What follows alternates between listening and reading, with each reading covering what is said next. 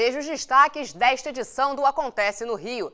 A Avenida Rodrigues Alves é fechada para a derrubada da perimetral. Monumentos e exposição permanente contam um pouco da história da Proclamação da República. E a Proclamação da República é o tema da entrevista especial de hoje. Confira em instantes.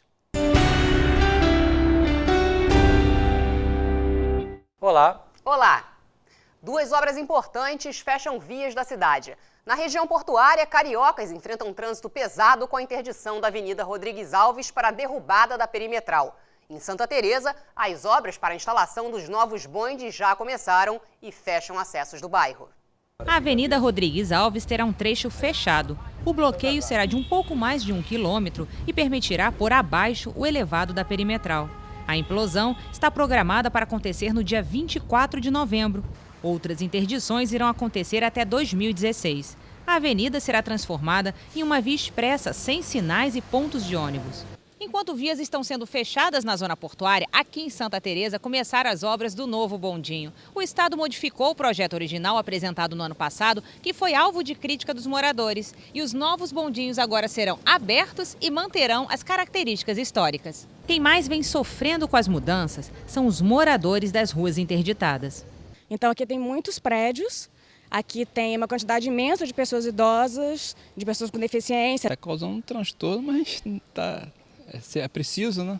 As obras visam o retorno do bonde a Santa Teresa, que foram retirados das ruas depois de um acidente em 2011 que deixou 6 pessoas mortas. A previsão é que os bondes voltem a circular em junho de 2014. O orçamento de 2014 começa a ser aprovado na Câmara Municipal. O projeto de lei orçamentária de 2014 foi aprovado em primeira discussão. 34 vereadores votaram a favor e 5 contra. O orçamento previsto para este ano é de 27 bilhões de reais. O prefeito poderá remanejar 30% desse total. O vereador Paulo Pinheiro criticou a verba destinada para a saúde. A proposta orçamentária para a saúde, para a Secretaria Municipal de Saúde, em 2014, é de 4 bilhões 347 milhões. Guardem este número, 4 bilhões 347 milhões. É o que a Prefeitura diz aqui que pretende gastar com a saúde em 2014. Está escrito e assinado. O que ela disse em 2013, ano passado, neste outro documento que aqui está? A previsão orçamentária para a saúde era de 4 bilhões 606 milhões de reais. Ou seja, qualquer um que não seja muito bom de conta, pega aqui na mão aí e faz agora. 4 bilhões 606 em 2013, 4 bilhões 347 em 2014. Ou seja, são menos de 259 milhões. Os parlamentares falaram sobre a dificuldade de fazer o prefeito cumprir as emendas que destinam verbas para fins específicos. O vereador Raimon apresentou uma proposta que mudaria o regime de aprovação do orçamento. O orçamento no município do Rio de Janeiro é um orçamento autorizativo. Nós autorizamos o executivo a cumpri-lo. E essa emenda ao artigo 254 da Lei Orgânica, ele passa a vigorar da seguinte forma: as receitas previstas na Lei Orçamentária Anual para a realização da sua programação serão de execução obrigatória, vinculadas às despesas nela previstas e deverão ter caráter participativo, por audiências públicas e outros mecanismos, caráter impositivo e inclusivo, sob pena de caracterização de crime de responsabilidade. Esta emenda de lei orgânica entra em vigor em 1º de janeiro do ano seguinte da sua publicação. Eu estou colocando isso aqui no plenário porque esse projeto de lei, ele foi apresentado em fevereiro de 2010, assim que foram abertos os trabalhos naquela sessão legislativa de 2010, e aí esse projeto ficou assim meio que tentando encontrar um momento para ele ser apresentado, mas eu estou querendo trazê-lo à tona agora, fazer um procedimento de requerimento de urgência e pedir aos vereadores o apoiamento Porque, na verdade, nós ficamos aqui discutindo e debatendo, e aí falamos com o líder do governo, negocia lá para que os 800 mil, que é o direito de cada vereador, seja colocado em prática, e a gente fica nessa conversa e vira quase um blá blá blá, porque o prefeito, não, fica tranquilo, esse ano vai ser diferente, e nunca é diferente. Mas muito mais do que discutir as emendas, nós queremos discutir o todo do orçamento. Parlamentares da base afirmam que a aplicação dos recursos do orçamento atende às necessidades do município. Vamos olhar o orçamento da cidade do Rio de Janeiro ao longo dos anos e vamos observar que o orçamento da educação sistematicamente tem sido aumentado e o orçamento da saúde também. Vamos olhar que faz bastante tempo que a Prefeitura do Rio de Janeiro não segue o artigo 212, se eu não me engano, da Constituição, e dá os 15% de orçamento da receita corrente líquida para a saúde. Há muito tempo que essa receita está acima do estimado pela Constituição Federal, porque a tendência natural da cidade do Rio de Janeiro é melhorar a mobilidade urbana, a tendência natural é melhorar a educação e a tendência natural é melhorar a saúde. É exatamente por isso, pelo orçamento sistematicamente aumentado com bastante grandiosidade, que nós temos o número de clínicas da família na cidade do Rio de Janeiro, nós temos deficiências na saúde, claro que temos deficiência na educação, claro que temos, mas estamos trabalhando, a Câmara de Vereadores do Rio de Janeiro, junto com a Prefeitura do Rio de Janeiro, para que isso melhore. Muitas das vezes as reclamações, a minha emenda não foi cumprida, tal, é porque às vezes tecnicamente não tem jeito, você bota um valor irrisório para fazer uma obra grande, ou você determina um certo valor para uma instituição que não tem a documentação, que a última emenda que ela recebeu não prestou conta. Então, eu alerto a todo mundo, aos vereadores principalmente, que façam as emendas com uma base técnica grande para permitir aí sim o embate político, né? E a decisão política para que haja o cumprimento. Registros da proclamação da República estão no dia a dia do carioca. Voltamos já já. Estamos de volta com o Acontece no Rio. No Museu Histórico Nacional, objetos e documentos remontam o período da proclamação da República. Nas ruas, cariocas podem reviver aqueles tempos nos monumentos e nos locais onde os fatos da história se desenrolaram. A proclamação da República Brasileira foi um levante político-militar ocorrido em 15 de novembro de 1889 e instaurou a forma republicana federativa presidencialista de governo no Brasil. Derrubou a monarquia e pôs fim à soberania do imperador Dom Pedro II. A proclamação da República aconteceu aqui nessa praça há 124 anos. O Rio de Janeiro era então capital do Império Brasileiro. Ao amanhecer de uma sexta-feira, o Marechal Deodoro da Fonseca deixou essa casa onde residia, convencido de que seria preso pelo governo imperial. Atravessou o Campo de Santana e lá do outro lado foi até um batalhão que existia conclamar os militares para se revoltarem contra o governo imperial. Os militares ofereceram um cavalo ao Marechal, que, segundo testemunhos, montou, tirou o chapéu e proclamou: Viva a República! Esse grupo de militares, liderados pelo Marechal Deodoro da Fonseca, destituiu o imperador e assumiu o poder no país, como foi retratado nesse óleo sobre tela de Benedito Calixto. No próprio dia 15, foi instituído um governo provisório republicano. Um dos principais articuladores do levante republicano foi o tenente-coronel Benjamin Constant, que é lembrado na cidade com esse monumento no Campo de Santana. Após a proclamação da República, Benjamin Constant assumiu a pasta da guerra no governo provisório. Esse Palácio do Catete já foi residência presidencial e guarda grande parte da história política do país. Nessa exposição, podemos ver a papeleira que foi usada na primeira eleição republicana em 1891. Marechal Deodoro da Fonseca foi eleito presidente e o Marechal Floriano Peixoto vice-presidente da República. O governo de Deodoro foi marcado pelo esforço da implantação de um regime de Estado republicano, mas foi caracterizado por grande instabilidade política e também econômica. A crise teve seu ápice no fechamento do Congresso Nacional, que causou uma rebelião. Após a renúncia de Deodoro, Floriano Peixoto assumiu a presidência. Alcançou forte apelo popular e inspirou o florianismo, primeiro movimento político a consagrar uma figura do regime republicano. ficou conhecido como Consolidador da República. Esse é o gabinete de Prudente de Moraes, que foi o primeiro presidente civil do Brasil e o primeiro por eleição direta. Representava a ascensão da oligarquia cafeicultora ao poder e o fim da influência militar na política. Durante seu mandato, eclodiu a Guerra de Canudos, confronto entre o Exército Brasileiro e os integrantes de um movimento popular de fundo socio-religioso liderado por Antônio Conselheiro, na comunidade de Canudos, no interior do estado da Bahia. A exposição lembra de eventos marcantes protagonizados pelo governo federal, como o suicídio do então presidente Getúlio Vargas em 1954.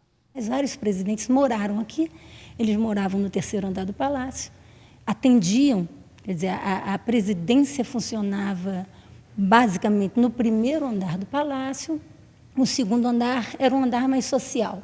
Tinha o salão de festas, tinha a capela, é um andar lindíssimo que é preservado hoje, até hoje.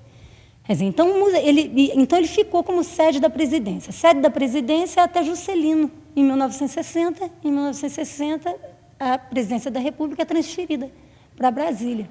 E, nesse momento, o Museu da República é criado, quer dizer, aqui dentro do Palácio.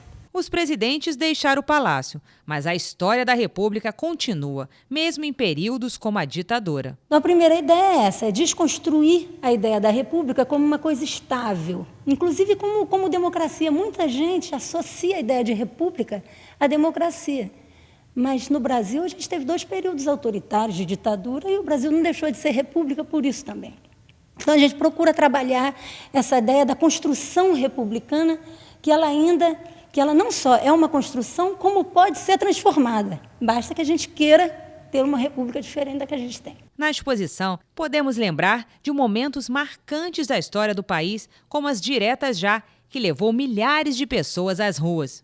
Podemos ver a cédula da primeira eleição presidencial direta após o golpe de 64, que aconteceu no ano de 1989.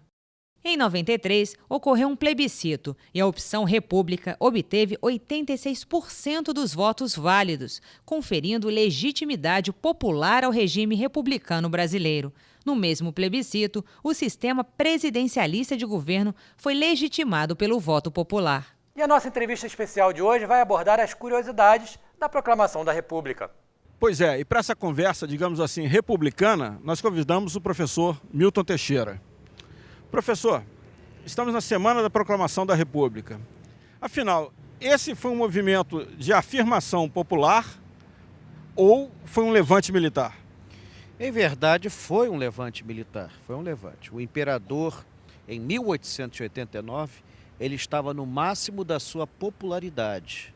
Agora, ele não era nada popular entre a elite, porque os antigos cafeicultores o consideravam um traidor, porque ele tinha apoiado a abolição da escravatura e não tinham sido indenizados, mas o povo estava do lado dele. Porém, naquela época, o povo não era consultado nem mobilizado como hoje, de modo que foi relativamente fácil derrubar o monarca. Ele mesmo ajudou a sua própria derrubada, não reagindo, não fazendo nada. Dizem que a primeira frase que ele pronunciou quando recebeu um telegrama dizendo que não era mais imperador, ele disse: "Que bom!" Como é que a sociedade mudou de ser sociedade imperial para sociedade republicana? Olha, não tenha dúvida, houve um crítico na época que disse que o povo assistiu a tudo bestializado. Realmente, nós não participávamos da vida política nacional, nem éramos convidados para tal. Agora, para você ter uma ideia de como a mudança foi mais de nome do que de estrutura, na época do Império, bem ou mal, com todas as irregularidades que existiam, 11% da população brasileira votava. Na República, isso caiu para 2,1%. O monarca Pedro II era feito às ciências e às artes. E o Rio de Janeiro foi embelezado, sim, com a chegada da família imperial. Mas, na verdade, o que dá projeção ao Brasil e ao Rio de Janeiro é a Exposição Industrial Nacional em 1908, na Praia Vermelha. Isso é verdade? O imperador, ele gostava da tecnologia. Isso é uma coisa que se critica muito em Pedro II. Ele estudou muito, aprendeu muito, mas usou muito pouco dessa cultura pelo progresso do país.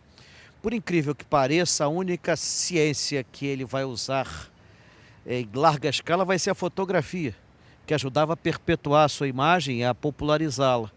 Mas as outras grandes descobertas, assim, ele ficou um pouco à parte. Depois de 1870, pode-se dizer, sem errar, que o imperador parou no tempo. Ele já estava precocemente envelhecido, ele já estava doente, os próprios amigos diziam que ele deveria ter renunciado, mas ao mesmo tempo uma parte expressiva da sociedade não queria a princesa Isabel. Não que a detestasse propriamente, mas ela era muito influenciada pelo marido, o francês Gaston d'Orléans, o Conde de, e falava-se cobras e lagartos desse camarada. Que impacto tem na cidade a República? Porque vem Rodrigues Alves e Pereira Passos bota o rio abaixo, né? Bom, nos primeiros anos ninguém sentiu muita diferença. Realmente, no início do século XX, a República investiu mais na cidade do Rio de Janeiro. A cidade do Rio de Janeiro tinha sido esquecida por Dom Pedro II, estava abandonada já há muitos anos, todo verão você tinha epidemias. Tinha um mosquito na época que nos assolava, um tal de Aedes aegypti. Então, matava gente pra caramba.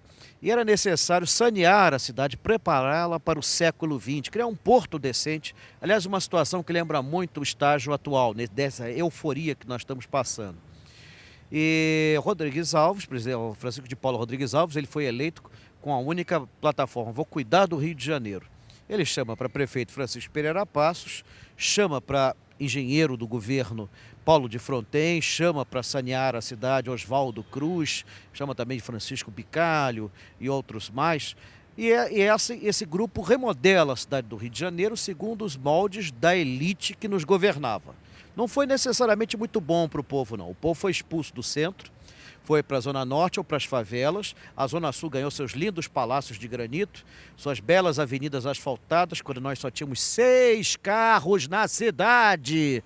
Mas não se pode negar, ele preparou a cidade para o século XX. Urbanizar e embelezar a cidade, como fez Pereira Passos na época do Bota Abaixo, é uma forma de firmar, na época, o Rio de Janeiro como centro do poder? Com certeza. Só precisa definir o que era este poder. Esse poder era uma elite que nos governava, uma elite de cafeicultores. De modo que a cidade ganhou um centro da cidade, todo maravilhoso, com palácios de granito, uma Zona Sul com lindas avenidas, palácios de granito. Agora, a Zona Norte ganhou quartel, bonde, trem e fábrica. Mas, mesmo assim, foram demolidas 20 mil habitações, criando uma crise habitacional imensa, favorecendo o surgimento de favelas por toda a cidade. Firmou o Rio de Janeiro como centro do poder, mas num poder que não era democrático. Tem um nome bonito, demoplutocracia. Na verdade, foi um governo elitista e nós só vamos conhecer uma democracia verdadeira já depois de Getúlio Vargas, onde todo mundo vai poder votar, nós vamos ter eleições diretas e tudo mais. Mas não era o que existia no início do século XX. E nem a sociedade era convidada a participar. Aliás, o governo via a sociedade como um problema a ser resolvido. Não fazia parte das suas soluções. É muito interessante isso, né? Houve um presidente que disse que questão social é caso de polícia. Professor, quais eram os grandes republicanos que moravam no Rio de Janeiro naquela época? O grupo central todo residia aqui. Desde o Deodoro da Fonseca, que não era republicano. Ele mesmo disse que foi republicano a partir do dia 15. Alagoano. E o Floriano no dia 16. Floriano Peixoto, que também era alagoano. Você tinha o Benjamin Constant, esse sim, nascido aqui e era professor aqui. Quintino Bocaiúva. Rui Barbosa, que era baiano, mas residia há muitos anos aqui no Rio de Janeiro. Rui Barbosa era um monarquista, ele só se tornou republicano no último instante também. Ele gostava de dizer, não fui republicano de primeira hora, fui republicano quando precisaram de mim. E, seja como for, esse é o núcleo central. Agora, a classe militar toda, principalmente o exército, era toda republicana, né? Os oficiais todos já estavam convertidos à nova tendência. E, claro, né, um número enorme de ex-cafeicultores, escravocratas, que agora estavam querendo ver o imperador pelas costas. Curiosamente, o próprio Dom Pedro II dizia que era melhor que o Brasil fosse uma república e ele se candidatasse a presidente. Gostaria que o senhor tecesse algum comentário sobre a sua opinião como historiador sobre o que foi a proclamação da República. Bom, a proclamação da República foi um movimento de poucos, obedecendo a interesses bastante pequenos. Se vocês terem ideia de que os republicanos não tinham mais que 2 deputados e nenhum senador, dá uma ideia de que a participação deles nas decisões nacionais eram quase nulas. Então você caracteriza isso plenamente como um golpe. Agora, foi certo ou foi errado? Eu acho que a monarquia também, por sua vez, estava falida. Estava acabada, não tinha mais o que dar. Era inexorável, né? Era inexorável. Se pudesse ter sido de outra forma, tudo bem. Foi desta. Agora já estamos em outro estágio. O Brasil hoje está muitos degraus acima daquela época. 124 anos depois. Sim, nós estamos com uma população hoje participante, atuante, cobrando, exigindo, às vezes até de forma intempestiva, mas exigindo, cobrando. É outro Brasil. Não há dúvidas que evoluímos. E o Acontece fica por aqui. Se você quiser rever este programa, é só acessar câmara.rj.gov.br. Até a próxima.